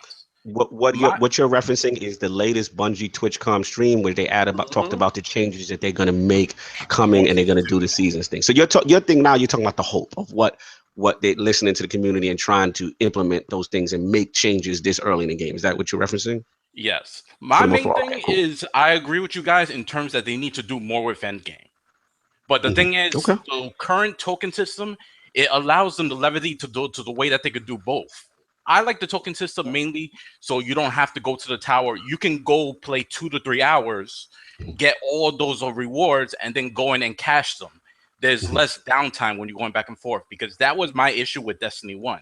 Destiny 1, you had engrams inside the inventory, which ate up at your inventory, so you would have to go to the tower, and unnecessary grind of back and forth. Diablo, a perfect balance for that, for those type of games, is that you play 45 minutes to an hour, and then you go back and cash in your stuff at the town. And there needs to be a good balance with that, so that way you have that urge to go on and on. If you're going back to the tower, and plus you have to go through those load times, which also I appreciate that they alleviated the load times with the whole destination setup. Okay, fair enough. I appreciate your feedback there. I agree with what you guys are saying, although I do feel it's a bit early, and I do think everyone is going to hop back on. Here's my point to you, Lord Kaibatsu, and I don't want to extend it too long. Yeah, I feel where you're going. I hear where you're going as a casual. The only thing we have to now acknowledge now is with these systems that, a lot of the casuals do like, the casuals have finished the game, they've moved on, and also this player base is now dropping. See that now, that's a direct reflection of the community. For whatever reason, they're done with the game. They're not playing, and people are falling off like wildfire. So that's where we now have to take it serious, where maybe some of these systems that they casualize now are coming back to bite them, because those things kept people hooked. That chase for the loot, that chase for the grind, that chase for that prestigious But here's the question I stuff. pose to you. This is the one Now thing I pose to you. people are leaving. We cannot discount that. Like this room, Here's one they thing leave? I could ask you. Everything that you wanted, everything that you wanted, could it be put on the current system? Let's Say that again. Let's be real here. This Google Everything that Hangout. you wanted, couldn't it be put on the current system as The question is, why isn't it? Why wasn't it? Let me say this real quick. I agree with that. Let me say this. They're holding out on features. No That doubt. I do agree with. I agree. Addict, finish it off. Okay. I just want to finish this whole statement with this. Everyone in this podcast isn't playing Destiny right now. There's a problem. Facts. I'm playing. Yo, Kofi, you know what it's like? It's like this, right? It's you seen that Gran Turismo sport that they just put out right now? And I think they put that sport in the end to tell you're not getting everything, bro. Because it's like Gran Turismo Light. It's sporty, because it is so car packs and shit. For shit. You see it, right? Like, yo, I'm like, what's going on lately? Like, I thought that the game was coming, and it was gonna come like the last Gran Turismo with all the stuff. features. And It's like Kai said, like hustle. We'll you the stuff you already had, and then new DLC come December. And you know what they said? They said, hey, It was like guys. Drive Club was. We'll give you weather updates. Yeah, we give you rain later. like, we give you time of day later. Question. So, is there anything that's missing from the game now? Oh yes. No, I'm just saying. Is there anything that's missing from the game now? Time. 6 minutes is not. No. I'm saying, but just a general question. Is there anything that's missing now that you guys think could be monetized? Because we talked about this when the game first came out, and the whole bright engram thing and the shader thing. and I said it. I said they're gonna try to find a way to monetize every little thing. I think it already is, with the fact that there's a $15 DLC in December. There you go. I wouldn't be surprised that all that stuff that we're complaining and bitching about now, it's gonna come back. And the Curse of Osiris DLC as a drip. We're too smart to at that point. So right now, that's why people are complaining right now. They can't do a drip feed of the old features and like, Destiny is new again. You can't. Yeah, because you remember, man. I mean, we're going back into this loot crate talk, but the fact of the matter is that Destiny is a $60 game with like a season pass type thing. Beyond that, and beyond what they tried to do with the bright engrams and the silver and stuff like that, there is no further monetization. And no doubt, they're gonna try to find a way. Fall asleep playing the game. Yo, 5 minutes, y'all. We gotta wrap. What I was gonna say, football's on deck. You know what I'm saying? So, yo, Lord Tommy, I apologize. I was gonna get into your Activision thing. We're gonna hit that next week. We already know what we feel about that with the multiplayer, finesse, matchmaking. We're gonna hit that back for you next week, no doubt. But we gotta wrap up. Can of worms. Yeah, because we'll go into that. It'll be all night. And we got Kofi here suffering with Destiny talk. So we gonna end this thing up real soon. But yo, first of all, shout out to Lord Kofi for coming through, man.